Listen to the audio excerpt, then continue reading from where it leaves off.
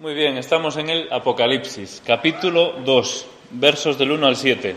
Si no veis bien la pantalla, no es que tenéis que ir al oculista, es que puse la letra un poco pequeña, como habréis podido comprobar, pero es para no andar cambiando de diapositiva. Este es el texto que vamos a estudiar hoy con la ayuda del Señor. Acabamos de salir del capítulo 1. El capítulo 1 del Apocalipsis es tremendo. La visión del Hijo del Hombre glorificado, la visión del Señor Jesucristo. Es tan tremendo aquello que se ve allí que Juan cae como desmayado. Y en ese capítulo 1, uno de los versículos nos dice: he aquí, se nos da un anuncio importantísimo. He aquí vengo. Y se podía casi traducir, o se podía decir: estoy viniendo. La venida del Señor que se transmite que es inminente. El Señor viene. Pero han pasado 2000 años y no ha venido todavía. ¿Por qué no ha venido todavía el Señor? Porque Él es misericordioso y quiere que todos le conozcan, que todos vengan al conocimiento. Por ese motivo, el Señor no retarda su promesa, como dice su palabra, ¿verdad? Sino que quiere que todos se arrepientan y le conozcan. Pero la Iglesia tiene que estar en esta actitud expectante de esperar que viene el Apocalipsis en varias ocasiones, desde el principio al final, porque termina también diciéndonos que viene. He aquí que vengo. Vengo, estoy viniendo. Ese mismo término en otras partes de la Biblia, en los Evangelios, lo estaba viendo yo, se traduce como viniendo. En muchos, en otros no, como vino. En otros como vendrá incluso, pero como viniendo. Es lo inmediato, la venida del Señor. Y el apóstol Juan allí queda tan asombrado con la presencia de Dios, del Señor Jesucristo, glorificado, que cae, dice, como muerto allí a sus pies. Y el mensaje era tan importante y tan grande que el Señor Jesús mismo, ahora en el capítulo 2, a partir del capítulo 2 y 3, lo que hace es dictarle de su propia boca, fijaros lo importante que es esto, cartas, mensajes para las 7 iglesias de la provincia de Asia, que, como ya se ha dicho, es lo que hoy conocemos como Turquía. Dictadas de su propia boca. Es como cuando Moisés escribió allí las leyes, ¿verdad? En aquel momento con cincel. Y le dicta, escribe esto: no matarás, etcétera, etcétera, todas las leyes. Pues el Señor Jesucristo de su propia boca le dicta, escribe esto literalmente. No es un libro, un texto como las otras partes de la Biblia que están inspiradas, que son palabra de Dios igualmente. No es que esto sea más importante, no quiere decir eso, que las otras partes de la Escritura. Pero sí que tiene una relevancia en el sentido de que está dictada por la boca del Señor Jesucristo mismo. Por esto que estas 7 cartas, tienen una importancia considerable. Está diciendo el Señor: vengo, estoy viniendo. Pero antes tengo algo importante que deciros, algo muy importante que deciros a las 7 iglesias de Asia. 7 iglesias en las cuales se cree que ministraba y servía precisamente el apóstol Juan, que se cree que su base precisamente en Éfeso, que es la primera de las cartas. Muchos eruditos, estudiosos, o algunos por lo menos, han interpretado, y es una interpretación interesante, estas cartas de las 7 iglesias como 7 períodos en la historia de la Iglesia. En la primera iglesia, la iglesia primitiva sería esta de Éfeso, y así distintas épocas. Me parece una interesante interpretación.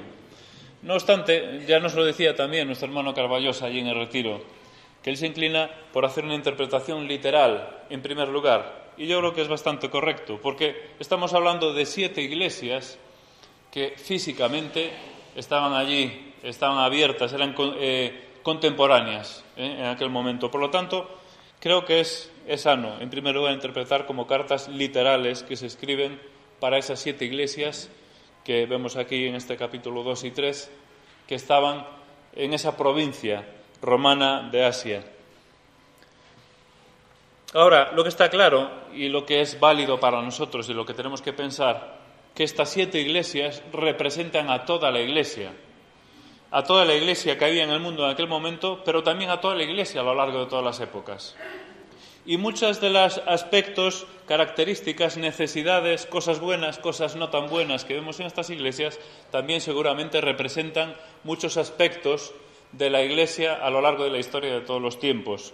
Pero si lo traemos al día de hoy, seguro que nosotros hoy en día, aquí en nuestra Iglesia, en nuestra querida Iglesia, nos veremos reflejados en muchas de las cosas que se dicen aquí. Algunas buenas tal vez, pero tal vez también otras no tan buenas. Por lo tanto, estas cartas son para las 7 iglesias de Asia que escribió allí el apóstol Juan, dictado, escribe esto, le dicta de su palabra, de su boca, de su misma boca, a las iglesias, pues es también para nosotros. Son cartas para nosotros. Nosotros tenemos una enseñanza importante, sin duda. Un mensaje clave, importante. Vengo. He aquí vengo. El Señor viene. Capítulo 1 nos decía, ¿verdad? El anuncio. He aquí. Y cuando se dice aquí es un anuncio. Atención. Voy a decir algo importante. El Señor viene. El Señor está viniendo. Y después de esa visión gloriosa del Hijo del Hombre, dice, y ahora os voy a decir algo importante. Después pasa a relatar las cosas que serán, ¿verdad? Lo que va a pasar. Cómo Dios va a imponer, a establecer su reino. Porque eso va a ocurrir. El mundo no lo cree, pero Dios va a establecer su reino. Aquí, como vamos a ver y vamos a estudiar en el Apocalipsis. La primera de las cartas es a la iglesia de Éfeso. Y la iglesia de Éfeso, bueno, se cree que es a la primera que va dirigida porque era la ciudad más importante de Asia. Era importante no solo en cuanto a su población, que era la más grande, sino también su influencia. El puerto marítimo era también el más importante de Asia. Además de este puerto, era punto obligado de paso para ir a Roma. Punto obligado. Todos los que venían del oriente pasaban normalmente por Éfeso. Éfeso era un punto importante en la red comercial también, por eso era una ciudad importante. En el aspecto religioso, allí se encontraba una de las 7 maravillas del mundo antiguo, el famoso templo a la diosa Artemisa, que en las Escrituras, en la Biblia, en los Hechos, se nos relata o se le llama Diana, la diosa Diana de los Efesios, ¿verdad? Recordáis, allí, después vamos a hablar un poco de cuándo se establece allí la iglesia en Éfeso. Por lo tanto, era una ciudad religiosa en ese sentido, pagana, y rendían culto a esta diosa, la diosa Artemisa o Diana. La iglesia fue fundada por el apóstol Pablo aproximadamente en el año 50 después de Cristo. Y estas cartas que escribe Juan, suceden unos 40 años aproximadamente después. Es decir, la iglesia ya tenía 40 años, aproximadamente una iglesia como la nuestra, en cuanto a antigüedad. La nuestra, bueno, claro, había que ver, ¿no? Estamos hablando ahora pensando en el local o desde que estamos aquí. La nuestra llevamos 46 años aquí, en este local. Lo que pasa es que, claro, solemos relacionar iglesia con local y no es así. Iglesia somos las personas. Pues aproximadamente 40 años habían pasado. Ya era una iglesia veterana, ya era una iglesia que tenía un recorrido. Y vamos a empezar a intentar desarrollar lo que dice aquí este texto. Y la primera duda que nos entra es, escribe al ángel de la iglesia en Éfeso. Todas van destinadas a un ángel. ¿Quién es?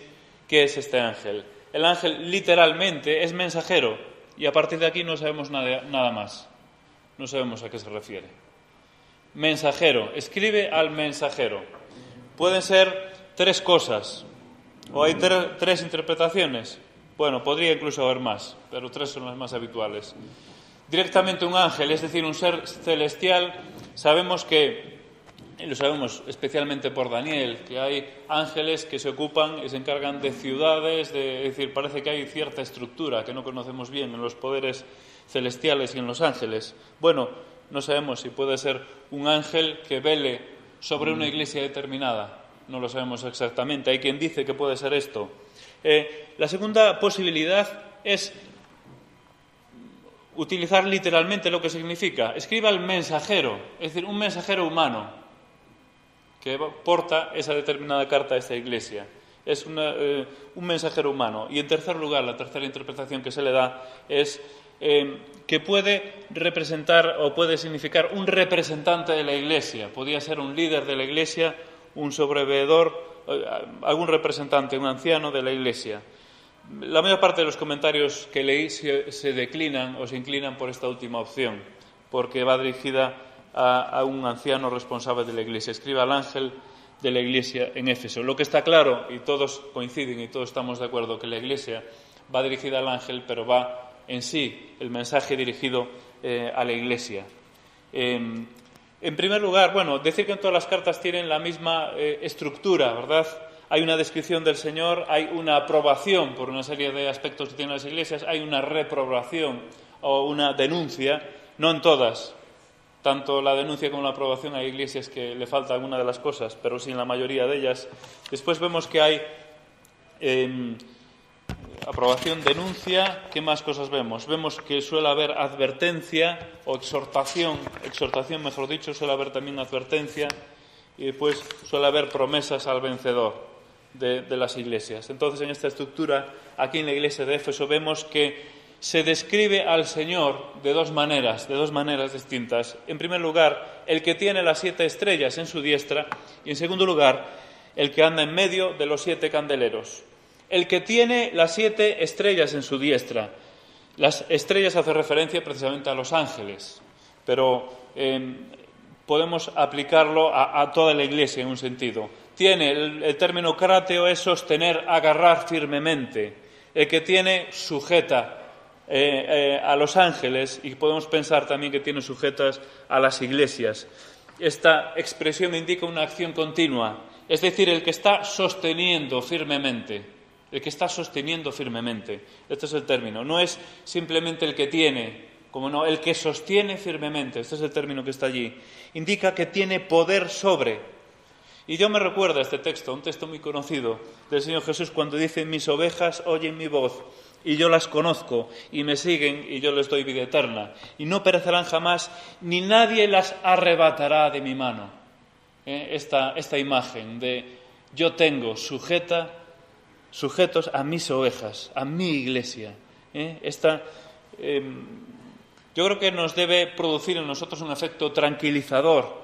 Estamos en manos de Dios, lo decimos, es un término coloquial, estamos en manos de Dios, pero eso nos debe tranquilizar. Esto debe traer paz a nuestra vida. En segundo lugar, la segunda descripción que se hace es el que anda en medio de los 7 candeleros de oro. Y como nos dice el final del capítulo 1, los 7 candeleros son las 7 iglesias. Y aquí también el término indica ese movimiento continuo, presente continuo, el que está andando en medio de las iglesias. Nos hace pensar que vigila, que ejerce en control, que protege a las iglesias. Lo de sostener también, ¿verdad? Agarrar también nos hace pensar en esto de la protección. Nos hace pensar que está presente, que obra, que está en medio de la iglesia y de las iglesias. Nos hace pensar también que tiene autoridad sobre la iglesia, porque no hemos de olvidar que el Señor Jesucristo es la cabeza de la iglesia. Es quien dirige la iglesia, es la cabeza. Ahora, esto en un sentido también debe condicionarnos, es decir, pensar que yo no puedo hacer lo que quiera en la iglesia, porque la iglesia está en manos de Dios y es Él quien la controla. El Señor está velando por ella. Lo que vemos también en esta mini carta, porque son cartas muy resumidas, podemos decir, o muy no resumidas, porque dicen lo que tienen que decir, muy breves. Lo que vemos también es las características positivas o la aprobación que da el Señor Jesucristo a la iglesia de Éfeso. 3 cosas he destacado yo aquí. El trabajo que hacía esta iglesia. En segundo lugar, la resistencia en medio de la prueba. Y en tercer lugar, la pureza doctrinal, vamos a llamarla así. Ahora explico lo que es. El trabajo. Dice el verso 2, yo conozco tus obras y tu arduo trabajo. Dice el verso 3, has trabajado arduamente por amor de mi nombre. Aquí significa el término trabajo esforzado, es decir, realizar un esfuerzo que lleva al agotamiento. Ahora, me llama la atención que dice el motivo por el cual trabajaba esta iglesia, por amor de mi nombre. Una motivación adecuada, correcta. Estamos y vivimos en la cultura del mínimo esfuerzo. en la cultura de la comodidad. Y esta cultura se ha instalado en la Iglesia y esta cultura se ha instalado en nuestras vidas. Porque todos buscamos la comodidad. Y hoy en día la comodidad está por encima de cualquier otro deseo. La comodidad, estar cómodo, estar tranquilo. Frente a esta cultura, creo que necesitamos reflexionar y pensar que esta cultura de la comodidad que se ha metido en nuestras iglesias contrasta con la imagen que tenemos de la iglesia de Éfeso, una iglesia esforzada, una iglesia de arduo trabajo. Hoy en día, ¿qué iglesias vemos con un arduo trabajo? Estamos contagiados, estamos apegados a lo que nos ha enseñado la sociedad, la cultura de la comodidad, la cultura o la ley del mínimo esfuerzo. El motivo del trabajo por amor, dice, de mi nombre. Es decir, esta iglesia buscaba honrar al Señor. La iglesia de Éfeso es un buen ejemplo para nosotros, hermanos, y tenemos que reflexionar en qué punto estamos en este sentido. Y tenemos que hacernos la pregunta, ¿cuánto esfuerzo, cuánto tiempo estamos dispuestos a dar para el Señor? En segundo lugar, la segunda característica de aprobación de esta iglesia es la resistencia. Paciencia, dice el verso 2. El verso 3, has tenido paciencia. El verso 3 también, has sufrido. Y dice, verso 2, al final, no has desmayado. Has resistido. El término aquí es paciencia para soportar las pruebas. Hay más términos de paciencia que se utilizan para soportar a las personas. Es macrotumia, es soportar. Esto es otro término que expresa soportar las pruebas. No has desmayado, es decir, se mantuvieron constantes en su labor. Y hay que reconocer que esto es muy difícil, porque todos sabemos de primera mano cuánto cuesta mantener la constancia en las actividades. ¿Cuántas actividades hemos iniciado? Podemos empezar por el evangelismo, podemos empezar por tantas cosas. ¿Cuántas actividades permanecen? ¿Cuántas? Qué poco constantes somos. ¿Qué mérito tenía la iglesia de Éfeso? Porque era constante en su trabajo. Qué mérito, a pesar de que estaba perseguida, con problemas, con circunstancias. La tercera característica muy importante que vemos en esta iglesia y que se destaca en varias ocasiones y se le da cierto énfasis es precisamente lo que podemos llamar la pureza doctrinal, es decir, que llegaban falsos maestros a la iglesia, pero discernían la iglesia y decía, no queremos estos maestros porque son falsos, nos enseñan falsamente. Verso 2, si no puedes soportar a los malos y has probado a los que se dicen ser apóstoles y no lo son y los has hallado mentiroso. El verso 6 nos habla de los nicolaitas, nadie sabe quiénes son. Podemos hablar que proceden de Nicolás, Hechos capítulo 6, pero no se sabe con exactitud. Algún autor antiguo lo atribuye precisamente a uno de los que escogieron allí en Hechos 6, pero no se sabe, no hay ninguna confirmación en este sentido. Verso 6 dice, pero tienes esto que aborreces las obras de los nicolaitas, las cuales yo también aborrezco. Un matiz importante, es un matiz, pero es importante. Aborreces a los nicolaitas, no, aborreces las obras de los nicolaitas. No es lo mismo aborrecer a una persona que aborrecer sus obras, ¿entendéis, verdad? Esto es totalmente distinto. Y cuidado con el aborrecimiento a las personas. Tenemos que amar a las personas. Ahora sí, en determinados momentos tenemos que aborrecer sus obras, como lo hizo la iglesia de Éfeso. Pero el apóstol Pablo, en aquella dramática despedida, en Hechos capítulo 20, verso 29, ya lo había anunciado. Y allí con lágrimas les decía, yo sé que después de mi partida entrarán en medio de vosotros lobos rapaces que no perdonarán al rebaño. Esto lo decía el apóstol Pablo, después de estar 3 años enseñando todo el consejo de Dios allí en la iglesia de Éfeso. Y dice, yo sé que van a venir, y efectivamente esto se cumplió. Pero la iglesia de Éfeso estaba bien preparada doctrinalmente y supo discernir a aquellos que venían con mentira, a aquellos que venían con engaño. Habían 2 frentes importantes. Por un lado, los judaizantes, los que decían, tenéis que volveros a la ley judía, tenéis que cumplir los ritos judíos, porque si no, no sois salvos. Y por otro lado, decían los que le llamaban los del libertinaje, tenemos libertad en Cristo. Podemos hacer de todo, podemos pecar, porque Cristo nos perdona. ¿Os dais cuenta? Estos dos grupos se metían en la iglesia y falsos enseñadores introducían veladamente poco a poco. La iglesia de Éfeso supo discernir. Como iglesia también necesitamos discernir la enseñanza. Y tenemos que ser como los de Berea, cuando escuchamos predicar. Si yo cometo un error y digo algo erróneo, podéis corregirme y decir, Abel, has dicho esto no está en la Escritura, esto no es correcto. Los de Berea iban cada día y comprobaban que estas cosas eran así. Necesitamos discernir todos y cada miembro de la iglesia, lo que se dice, lo que se predica. Necesitamos discernir los falsos enseñadores porque no estamos libres de ellos. Y el apóstol Pablo mismo les decía que de vosotros saldrán, mismo de vosotros. Y es tremendo a lo que estamos expuestos. Falsos maestros que hacían un daño tremendo a la iglesia, pero que la iglesia de Éfeso los desenmascaró y los expulsó de la iglesia. Los nicolaitas se relacionan, hay que los relacionan con los de Balaam, que lo vemos después un poco más adelante en este capítulo, porque parece ser que el nombre griego de Nicolás y nombre hebreo de Balaam prácticamente significan lo mismo, conquistador del pueblo. Entonces, por eso de ahí se relacionan también, pero me parece que no es tampoco demasiado relevante. Estas son las cosas positivas. Ahora yo me pregunto, ¿vemos alguna carencia en la iglesia de Éfeso? Bueno, es curioso que nos haga referencia al amor, a la esperanza, a la fe, y el apóstol Pablo mismo, cuando escribe la carta de Éfeso, hace referencia a su amor y hace referencia a su fe. José Grau escribe algo interesante, dice la rutina, a veces cede a la espontaneidad. Los conceptos tópicos, frases, suplantan a Cristo mismo. La obra de Dios cobra más importancia que el Dios de la obra. La iglesia de Cristo que el Cristo de la iglesia. ¿Cómo es posible? Dice, a veces el enfriamiento es apenas perceptible, un proceso lento.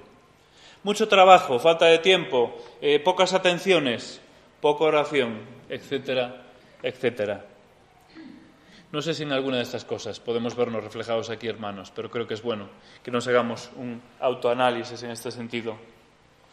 Creo que es importantísimo para una iglesia, y tal vez haya sido lo que le haya pasado a la iglesia de Éfeso, no perder la esencia de nuestra vocación como iglesia. ¿Cuál es la esencia de nuestra vocación? Es la adoración. Esa es la primera. Cuando una iglesia pierde de vista la adoración, se mete en actividades y un montón de cosas, poco a poco se va enfriando. Necesitamos, como hemos hecho esta mañana, adorar. Necesitamos reforzar la adoración, no solo colectivamente, sino también de forma personal. Ahora bien, no todo es bueno en la iglesia de Éfeso. Aquí hemos visto 3 cosas buenas, pero también hay una denuncia, y es una denuncia muy dura. Lo vemos en el verso 4. Pero tengo contra ti que has dejado tu primer amor. Literalmente has abandonado. Abandono definitivo. Este es el término. No es, tienes el amor un poco flojo. No es esto. Has bajado tu nivel de amor. No, has dejado. Has abandonado tu primer amor. Entonces es una expresión muy dura realmente. ¿A qué se refiere? ¿A qué se refiere? Bien, aquí hay 2 posibles interpretaciones. La primera es sin duda la más habitual, que es perder el fervor del primer amor por el Señor, la pasión por el Señor. Todos que cuando nos hemos convertido tuvimos ese primer fuego, ¿verdad? Esa pasión. Y eso parece que con los años a veces se matiza, a veces vuelve, pero a veces también se apaga. Parece que tiene que ver con esto, ¿no? Ese primer amor por el Señor.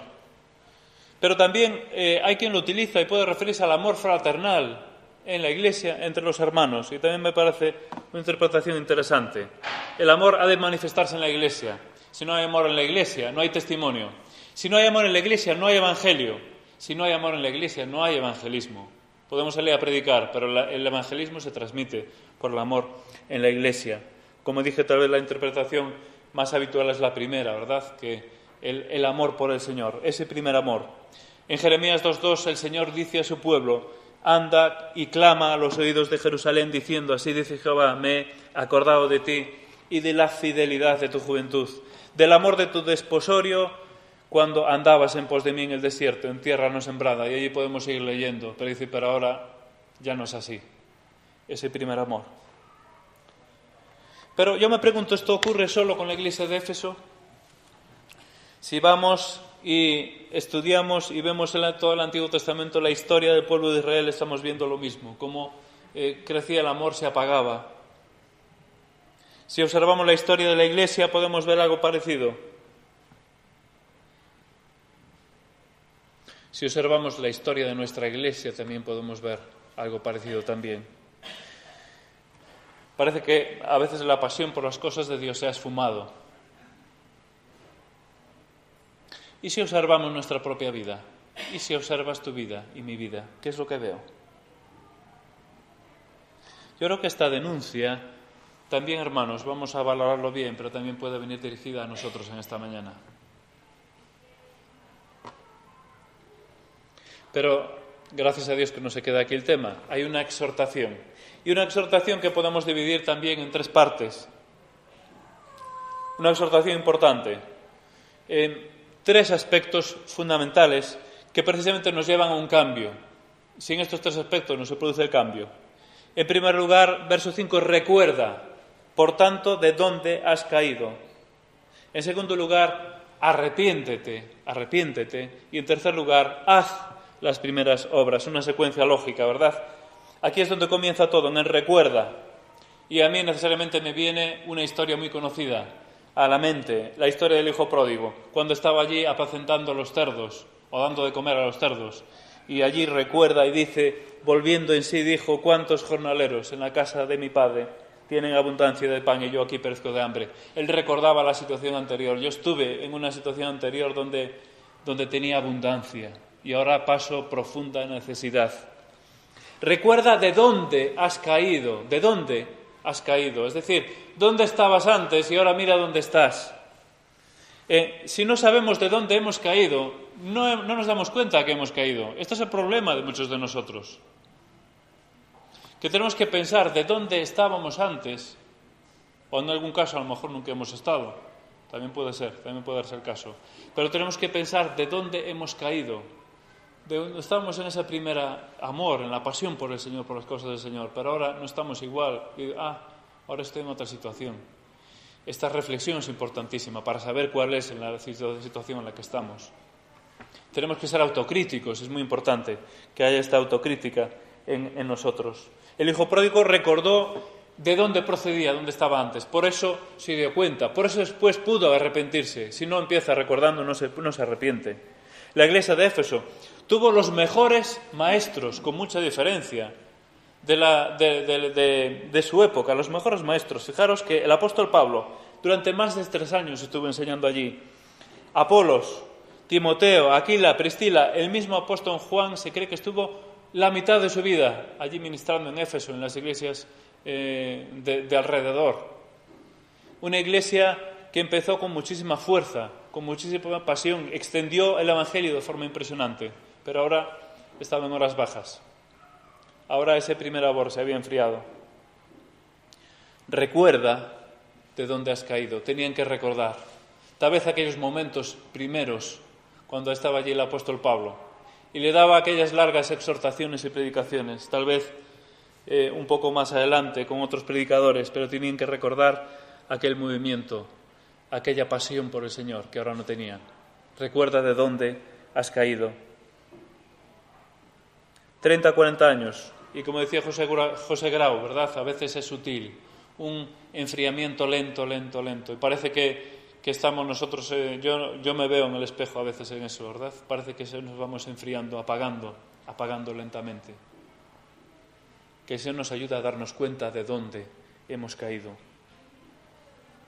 Esto es muy importante para nosotros, muy importante. Necesitamos saber cuál es nuestra situación actual y saber de dónde hemos caído, porque si no, no podemos hacer lo que es el siguiente paso: arrepiéntete. Imperativo de una fuerza y contundencia tremenda: arrepiéntete. Este término que solo usamos para los no creyentes, para los que no creen, este término que solo usamos para el evangelismo, Aquí se utiliza y va dirigido a una iglesia, aunque después matizaremos alguna cosa. Pero va dirigido a una iglesia y dice, arrepiéntete. Metanoia, es decir, cambio de mente. Implica una ruptura, implica sentir un profundo dolor por el fracaso y esto lleva a reaccionar, una reacción interior.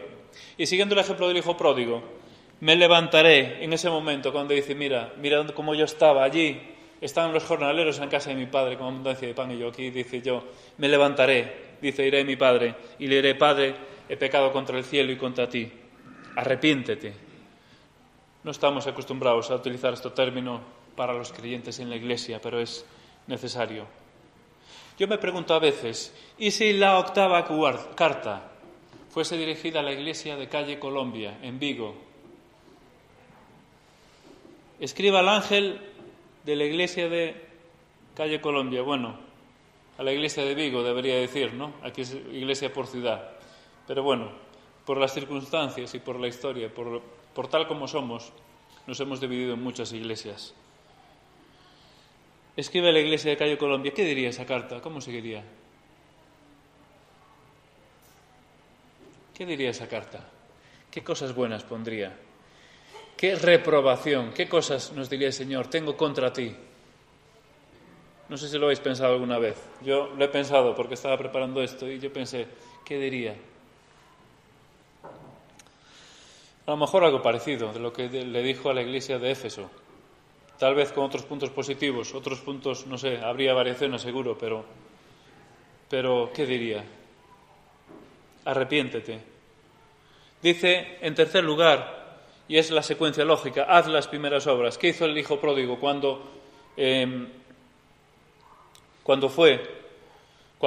reaccionó y se dio cuenta de cómo estaba antes? Y cuando se arrepintió, ¿qué hizo? Fue corriendo a su padre y su padre le abrazó, ¿verdad? Haz las primeras obras, haz. El arrepentimiento necesariamente lleva a la acción a la reacción y la reacción a la acción. Y esto no sucede.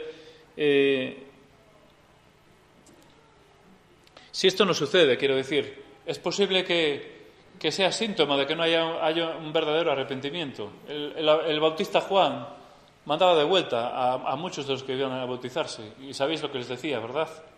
Bueno, aparte de llamarle camada de víboras, que me parece tremendo, pero decía, id, dad frutos de arrepentimiento, dad frutos de arrepentimiento. Obviamente el arrepentimiento conlleva siempre una actitud y unos frutos, unas obras determinadas. Estamos ya terminando. Exhortación, dura exhortación y necesaria exhortación. Ahora, más dura es la denuncia, ¿verdad? Pero es necesario un cambio. Ahora, he aquí, vengo pronto. Van a suceder una serie de cosas en este mundo tremendas. Pronto, en el final de los tiempos. Yo vengo. La iglesia no puede quedarse dormida. Tenéis que poneros a funcionar. Tenéis que poneros las pilas, como se dice popularmente. Ahora bien, existe una advertencia. Y también es dura, pues si no, vendré pronto a ti y quitaré tu candelero de su lugar, si no te hubieres arrepentido. Verso 5. ¿Qué quiere decir el Señor con esto? Es duro, ¿verdad? Hay varias interpretaciones de esta frase. Básicamente, yo he recogido dos. Por un lado, puede referirse a un juicio específico sobre la iglesia de Éfeso, que sucedería unos cuantos años más tarde. Podemos decir un par de cientos de años más tarde. ¿Qué quiere decir quitar el candelero? El candelero es algo que da luz. El candelero es la iglesia. Entonces yo cuando estaba estudiando esto me encontraba y estaba luchando y vamos a ver, si el Señor le dice a la iglesia, quitaré tu candelero, y la iglesia es el candelero, ¿cómo es esto? Hay algo que no me cuadra, ¿verdad? ¿Quitaré la iglesia de ti? No me cuadra, ¿verdad? Esto, no me cuadra. Entonces puede ser un juicio específico que ocurre 200 años más tarde, aproximadamente 200 y pico años, que la iglesia de Éfeso desaparece. La iglesia de Éfeso desaparece. Si vamos ahora a Éfeso, no está la iglesia aquella. No sé si hay otras iglesias, no sé cómo está la situación, pero está claro que esta iglesia desapareció con los años. Esto de alguna forma es quitar el candelero, es quitar la luz de esa zona, de esa región. Entonces, de alguna forma Dios ya cumplió. Pero hay otra posible interpretación que puede referirse precisamente a la segunda venida de Cristo. Y es cuando Cristo arrebata a los creyentes. Ahora bien, vamos a explicar bien esto. Una posible interpretación, y yo pienso que es así, la carta a las iglesias se dirigen a toda la asamblea. En toda la asamblea hay creyentes y no creyentes. Ahora, sabemos bien que los que no son creyentes no forman parte de la iglesia, pero las cartas van dirigidas a toda la congregación, a todos los que se reúnen.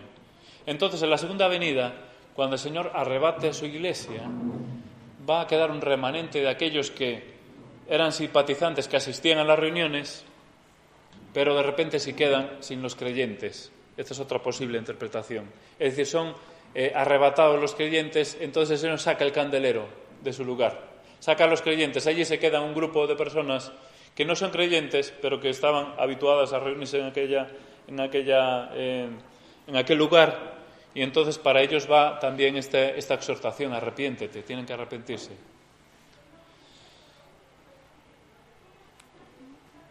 Me inclino, tal vez un poco más por la primera opción, pero entiendo que las dos pueden ser válidas.